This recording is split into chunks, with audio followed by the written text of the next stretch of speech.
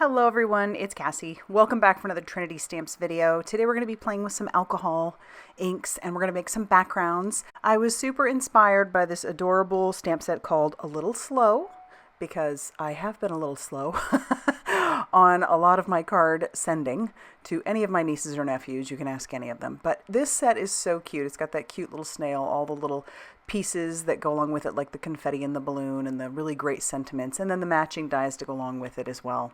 I was inspired by this color cube card. Sometimes when I am not, like, I just can't get it, I can't just pull it out of the air. I go to the color cube and I will be inspired that way. And I thought, I'm going to bring in some alcohol inks. I think that this is going to be fun to make some backgrounds this way. I had a lot of fun pulling out those colors, and we'll talk about those colors when we go to make the backgrounds. Now for the purples, I didn't have purples that matched exactly, so I decided to grab these two purples. They're obviously a little bit more blue violet rather than a red violet, and so that's okay.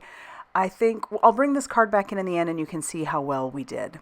I'm also going to be using not Yupo paper this time, and Yupo paper is typically what you would use. It's a plastic paper.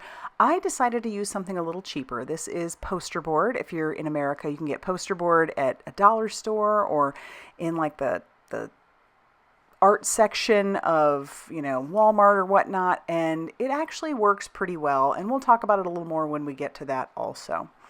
Okay, so I've gone ahead and stamped out my darling little image. I did stamp it out 3 different times. I stamped it onto some Express It cardstock using some Blackout ink by Ink on 3, and those are very good for alcohol markers. As you can see, I've brought in my Olos and I've put the colors up on the screen for you. We're totally inspired by that color cube color combo, and so I just grabbed my colors based off of that. And so we're just bringing those colors back in. I started dark and went to light and then went back in with that dark as I needed it. All right, we'll move on to those blue greens, and I don't think I've ever in my entire life had frosting that was this color, but never say never. I think it ends up being pretty. So we're just going to use about 3 colors for this one. We've got our blue-green 2.4, we've got the 2.3, and then we're bringing in the 2.1 for the lightest in the center. And I really love how those are blending. Now, when I used to color with my Copics a lot. I still color with them. I bring them in, a bit. I've been struggling with having issues with a lot of them drying out, and, budget is one thing. So haven't been able to refill those. But I've been playing around with these Olos so much, if you've watched my videos, I've really, really enjoyed them, and I've gotten to know them a little bit better, and I'm starting to feel a lot more comfortable with these going dark to light. Now, I'll still do light to dark in some instances, but I have found that I am playing with these a little bit more using that dark to light technique, and I am enjoying that a lot more. So you may notice me go kind of back and forth with that. Today I just thought I'd challenge myself and do just the dark to light, and yeah.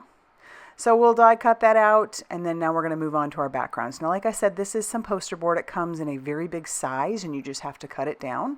And I've gone ahead and put some alcohol blending solution all over that paper. And as you can see, I already have a couple of backgrounds already made. And I did different things with those. And I stuck with kind of keeping the same color order. So I've got my red, I've got my blue, and that red is a crimson, and then we moved on to patina. Then we're going to bring in some limeade here in a second, but I'm just having fun putting down color, a little bit of color at a time, and using my little, I forget what you call it. It's the little air pusher, alcohol ink air blower. I don't know. I'm sure somebody will correct me down below, but yeah.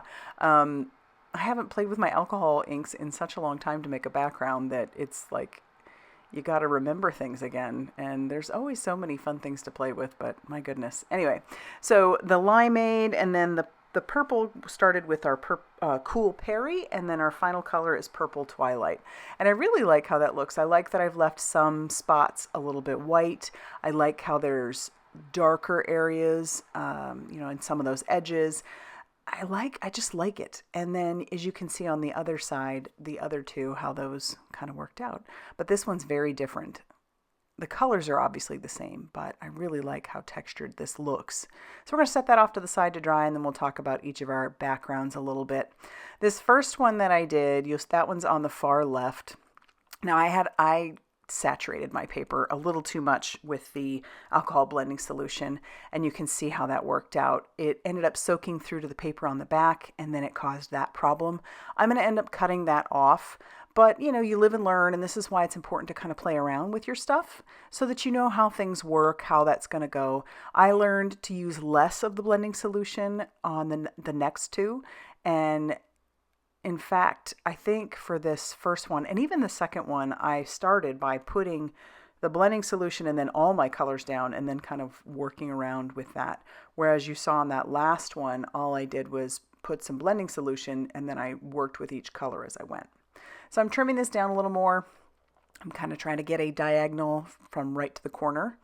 And then that kind of gets rid of the problem. And because I still want the red, I've brought in some red cardstock. So it's not using the red alcohol ink, but we still have that same color combo from the color cube by using the red cardstock. I have a card base. It's a white card base that measured 5.5 inches by 8.5 inches and scored at 4 1/4. So I'm going to go ahead and use some liquid glue to adhere down my red piece of cardstock to the very top. Trim that down just so it'll get covered. And then I'm going to glue down my alcohol ink background. And then that'll give us a nice little diagonal edge to play around with. All right. And so then the next one, I've decided I'm going to trim off that extra white. And at this point, I hadn't decided exactly how much I wanted to take off of there, but I brought in some of this like turquoise or patina type cardstock.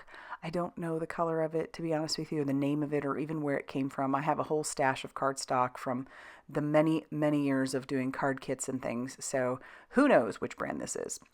All right, so I'm going to trim down my background just a little bit more, and then I'll save those pieces. I'll end up putting those on the inside of the card, but we're going to go ahead and glue our white piece or our patina piece down to the front of our card base, and that's going to go on that far right-hand side, and then we'll glue this piece down over the top of that more on the left-hand side.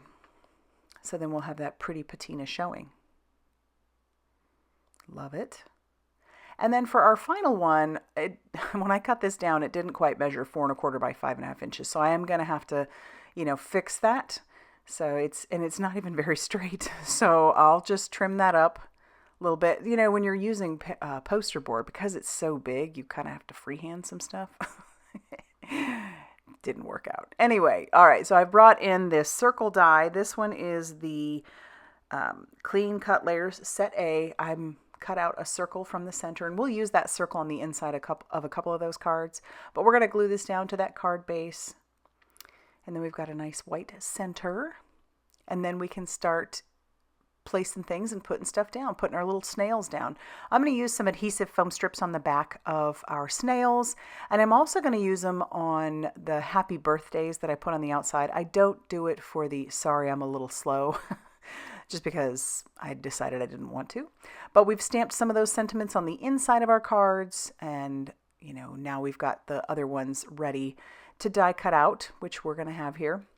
And then we can put some of those adhesive foam strips on the back of that. You'll see I have the balloon and I have some of that confetti that I colored. We're going to put those around on a couple of those cards just to use them up, and it adds to that birthday vibe for sure.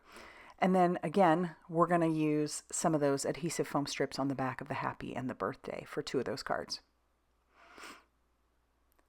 Once we get those all ready to go, we'll peel off that release paper.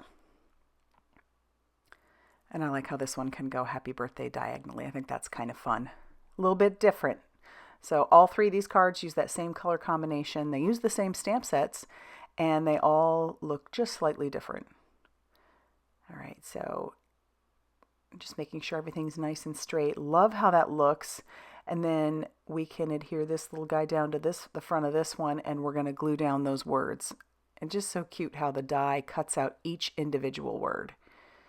And I do love that the adhesive foam strips tend to work on, I think, almost all of the sentiments from Trinity Stamps line, the ones that have the matching dies. That's one of my favorite things. I love having those dies for the words. It's a lot of fun. And they just look good. So I'm using my pickup stick here. Didn't work out for the big word, obviously, so we're going to just use our fingers for that. But we'll use that pickup stick later on because we are going to embellish a little bit too.